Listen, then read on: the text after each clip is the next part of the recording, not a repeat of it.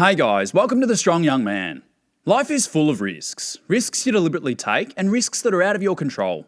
Whether you play life safe or you take excessive risks, risks of all kinds are inevitable. It's impractical to live life completely risk-free because this would mean not going certain places, not driving a car, flying on a plane, using bridges, living in areas exposed to natural disasters, or not using anything that incurs a small risk of injury. You cannot proceed through life immune to risk. To be crippled by the fear of taking a risk is the most limiting form of self-preservation that you can possess. Risk-taking is an essential component to becoming successful. Not one single successful person ever became successful by playing it safe. Playing it safe gives you a greater chance of remaining alive, but you will never unlock your full potential. The tendency to avoid risks comes from our time in the Paleolithic era. Humans who were risk-averse during periods of high danger had a much better chance to survive and reproduce. The modern world is not the same place, and so this evolved inclination will actually work against you. In a safer world, playing it safe doesn't work as well as taking well-calculated risks. Most Western countries are welfare states, meaning they provide you with a massive safety net if your risk doesn't work out. This means that there is no excuses for you to not take calculated risks in order to win at life. If you want to be successful, you need to learn how to take well-calculated risks in order to increase the potential that a successful risk pays large dividends for you. Today's episode is going to tell you how to assess risk, when you should take risks, and how to do so in the way that will give you the most prosperity while mitigating the bad outcomes. Stay with me for the whole episode because understanding the second category of risk will completely change your life. All types of risk can be grouped into two categories. Category number 1, risks with no upside prospect. You might think that the best solution is to avoid these types of risks at all costs, and yes, this is sometimes practical. However, sometimes risks are inevitable. For example, risking the effects of the COVID-19 vaccine or risking the effects of COVID-19 itself. Like I mentioned, it's impractical and just not possible to live life completely risk-free, and oftentimes there must be a compromise. Fortunately, engineers have come up with a solution to this compromise that helps them to identify and assess risk factors associated with an engineering design or an engineering process. This solution is known as a risk analysis, and it allows engineers to assess and then quantify the risk in order to evaluate the exposure. Following on from this, engineers can manage the risk by implementing preventative measures to reduce this exposure. Because this practice is so useful and effective, it's beneficial for you to utilise this practice in your own life. The first step in a risk analysis is to perform a risk assessment. Identify and assess any risks that you might face.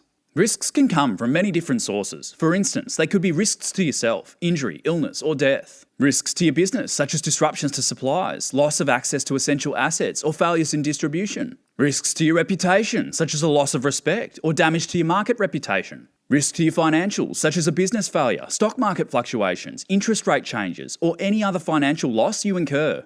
Risks associated with a project, such as going over budget or taking too long on key tasks. Risks associated with Mother Nature, weather, natural disasters, or disease. Once you've identified every risk that you face, then you can quantify each risk to see if it's worth worrying about. You can quantify risk using this formula. Risk priority number equals severity multiplied by occurrence multiplied by detection. Severity is how severe the consequences are of the risk, occurrence is the likelihood of the risk, and detection is how unlikely you are to detect the risk before you experience it. Let's illustrate the utility of this tool by using a practical example of your car being broken into while parked in the street. Factors that affect the severity of the risk include how expensive your car is, how much damage is caused to your car, how much you need your car before you get it back from the repairers, what is stolen from your car, the inconvenience, time cost, and opportunity cost associated with arranging interim transport. Factors that affect the occurrence of the risk include whether your car is parked in a rough neighbourhood, whether your car is parked in a secure location, the time of day or night, whether the thief can see expensive objects from outside of your car, and whether your car is locked or not. Factors that affect the detection of the risk include whether you have a security alarm, whether you're within eyesight of your car, or whether others will see the break-in and intervene. All of these three components must be given a number from 0 to 10 and then multiplied together to give you the risk priority number. Higher risk priority numbers are flags to take effort to reduce the risk. Let's say I'm going to drive my coveted Nissan Skyline and park it in the city on a night out. It's a rare car worth a decent amount of money, so the severity of the risk is quite high. Let's put it at a 6 out of 10. Let's say I park it on the street, right outside the club, locked but in full view of all the patrons. Let's say the occurrence is a 7 out of 10. The car does have an alarm and I'll be within close proximity to the car, so let's put the detection at a 2. That would take the risk priority number to be 6 multiplied by 7 multiplied by 2, which equals 84, which is quite high.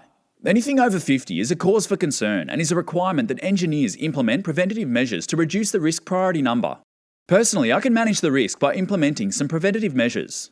I can improve the severity by reducing the consequences of the risk by owning a second car that I could use if my Skyline was off the road for repairs. Let's say it reduces to a 5. To improve the occurrence, I could park my car in a secure car park which is almost empty on the top level to obtain the most private spot in full view of the CCTV camera. Let's estimate that this drops the occurrence to a 2. By parking the car further away in an empty car park, I actually sacrifice some of the detectability of the break-in. Let's say that it's increased to a 4. The risk priority number becomes 5 by 2 by 4, which equals 40. I have more than halved my risk. Always be utilising this tool to identify any scope for risk mitigation. If you can't bring the risk priority number below 50, then you must avoid or share the risk, or simply just accept it.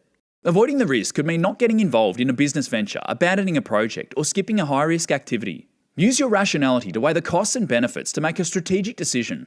The costs may be obvious, but is there a strategic benefit to the risk? For example, parking my Skyline in the street might be a strategic risk worth taking if I'm able to flex my style to a potential business partner or to seduce a woman. Remember, when you avoid a potential risk entirely, you might be saying no to a golden opportunity. The final thing worth considering is that it's often worth avoiding the risk if the loss would completely destroy any chance you have of success now and in the future. American businessman and entrepreneur Wilbert Lee Gore coined the term the waterline principle to analyse this form of risk. The waterline principle compares any enterprise to a ship. Endeavours with uncertain outcomes that go bad are compared to accidentally blowing holes in the ship's hull. Blowing a hole above the waterline isn't so bad because the hole can be patched and the ship sails on, albeit a little worse for wear. However, a hole blown below the waterline will allow water to flood in and is certain to sink the ship, taking the captain down with it. Always avoid risks that are likely to sink you. Sharing the risk. Opt to share the risk with other people, teams, organisations, or other third parties. For instance, you share risk when you insure your business office building and its contents with a third-party insurance company, or when you partner with another organisation in a joint product development initiative. Another example of sharing the risk is by diversifying assets in an investment portfolio.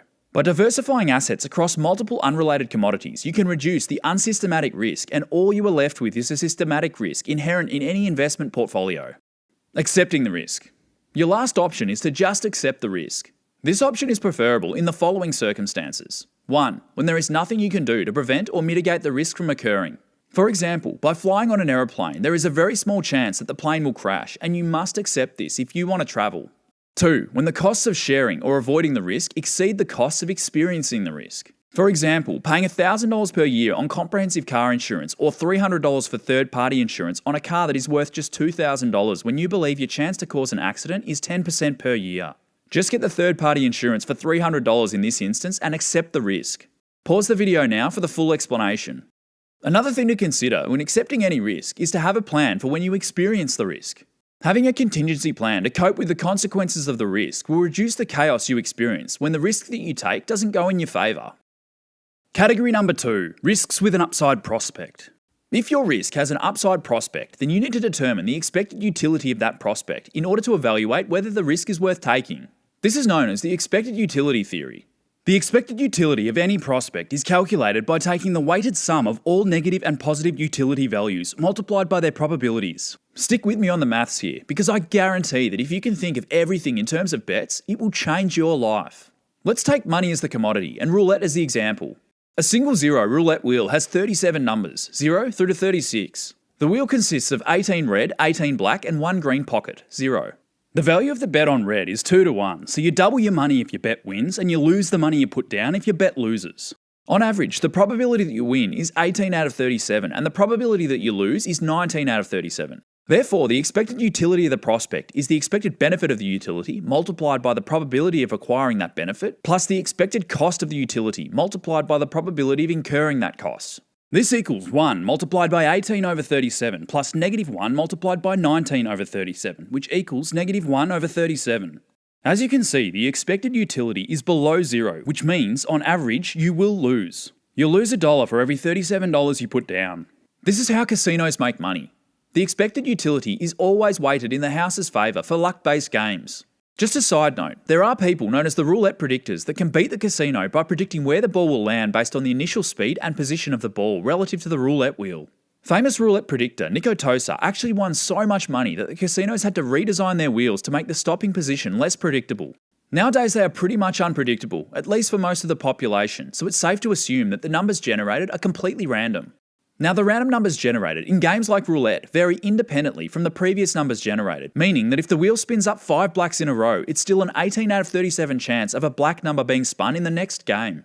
There are games where the probability of the next number generated is influenced by the number preceding it to some extent. These are the games where you can probabilistically manipulate the expected utility of the prospect to go above 0 at certain times, which means on average you will walk away with more than you came in with. This is the difference between gaming and gambling. This still does depend on luck of the draw to some extent, and it also depends on the skill of the player to recognise the pattern and keep track of the previous variables. But if you play like this long enough, you can win big. Think poker and blackjack. The key here is that you must allow the law of large numbers to accumulate. Over many risk events, or over a large enough sample size, your winnings will approach the expected utility of the prospect. This means that initially you might lose, even with a positive expected utility, but if you stay in the game long enough, you will eventually come out on top. Because of this, it's never wise to risk everything on one event, because it will blow a hole in your hull below the waterline. Interestingly enough, thinking about and analysing risk events in this way can carry across to real-world circumstances. Let's take the event of buying a parking permit as an example. Say a parking permit costs $10 for the day. Let's also assume that the infringement for parking without a permit is $100. The safe man would just buy the damn permit, but the intelligent man would assess the risk and determine whether it's really necessary. If there is a 1 in 5 chance of getting a parking infringement, the expected utility of the prospect of not buying a permit is 0 multiplied by 4 out of 5 plus minus $100 multiplied by 1 out of 5, which equals negative $20. That means on average you'll pay $20 every time you parked as opposed to paying $10 for the permit. Buy the permit in this instance. But let's say on Sundays the probability of receiving an infringement drops to 1 in 20. The expected utility of the prospect becomes 0 multiplied by 19 out of 20 plus minus $100 multiplied by 1 out of 20, which equals negative $5. That means on average you'll pay $5 every time you parked as opposed to paying $10 for the permit. Don't buy the permit in this instance. It's not always clear of the probability, but you must make estimates based on what's reasonable under the circumstances. It's also important to consider other types of costs incurred by the risk.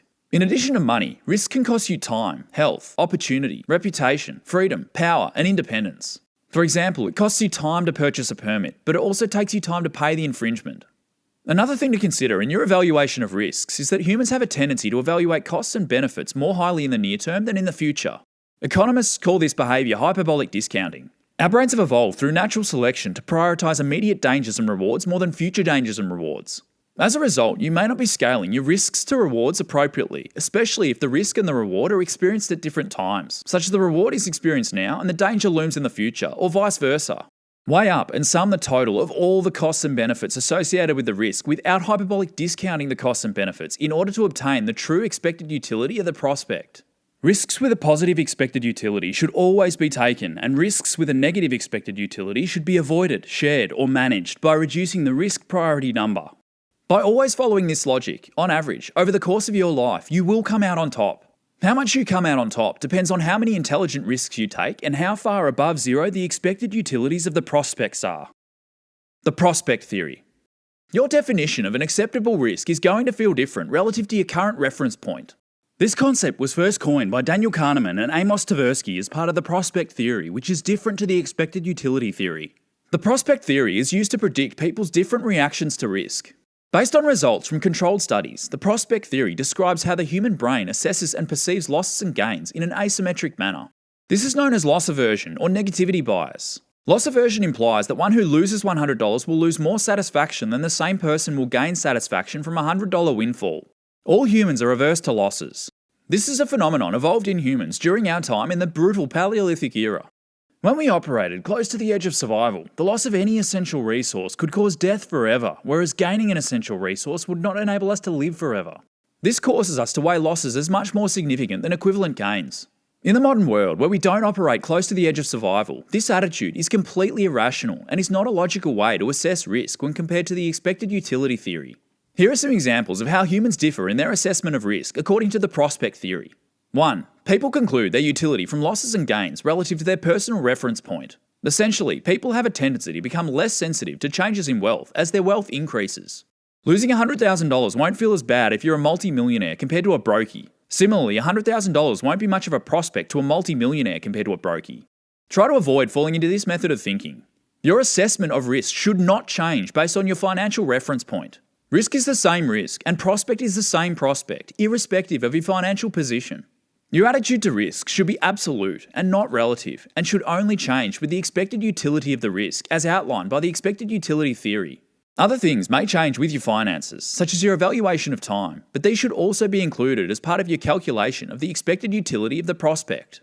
2. When faced with a risky choice leading to gains, people are risk averse, preferring the certain outcome with a lower expected utility. For example, when given the choice between a 100% chance to gain $450 or a 50% chance to gain $1,000, your brain will push you to take the certainty of the $450, even though the expected utility of the 50% chance to gain $1,000 is higher. Again, always be pushing to maximize the expected utility of the prospect in line with the expected utility theory.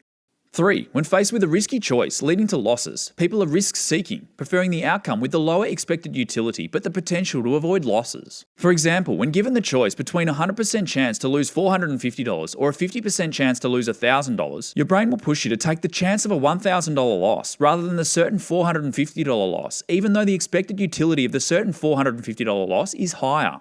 This is the opposite to the previous example, which aligns with humans' asymmetric perception of losses to gains. 4. People are inclined to attribute excessive weight to events with low probabilities. As an example, this will cause you to unconsciously treat an outcome with a probability of 0.01% as if it had a probability of 5%, such as winning the lottery. 5. People are inclined to attribute insufficient weight to events with high probabilities. As an example, this will cause you to unconsciously treat an outcome with a probability of 99.9% as if it had a probability of 95%, such as flying on an aeroplane without crashing. 6. Your brain will always be pushing you to play things safe, even if the benefit to cost ratio is exceedingly high. This will cause you to avoid risks, even if they're irrational. Again, this is an emotional-based assessment, not rooted in rationality. Western societies have plenty of safety nets, and no matter how much you lose, you will not go homeless unless you are completely fucking retarded. 7. When the risk yields a negative outcome, you'll feel worse than the good feeling you would have felt if the risk went in your favour. Understand this tendency to help you get over it when it happens. Sometimes you lose. It's just a part of the game. Trust the expected utility theory and the system you have, and don't let your emotions prevent you from taking well-calculated risks. It's important to understand the prospect theory so that you don't succumb to the psychological irrationality programmed into the human brain from the brutal environment we experienced in the Paleolithic era. You cannot live life risk-free, and the best and most exciting life will be lived taking risks. Understand that no man across history ever became successful by playing it safe. Every man who ever made it big consistently assessed and accepted risks in a logical, rational, and bold manner. You only need to have one successful risk to become wealthy. The most successful men take many risks. By all means, take minimal risks if you're seeking a mediocre life, but while you are young and no one is depending on you, now's the time to take risks, and lots of them. Learn to implement the techniques discussed in today's episode to minimise your exposure to the bad types of risk so you can take more risks that will work in your favour and see you achieve your best potential. Thanks for watching today's episode. In episode 117, I'll be discussing how to deal with abusive women. Subscribe and click the bell icon to be notified when it drops. Catch you then.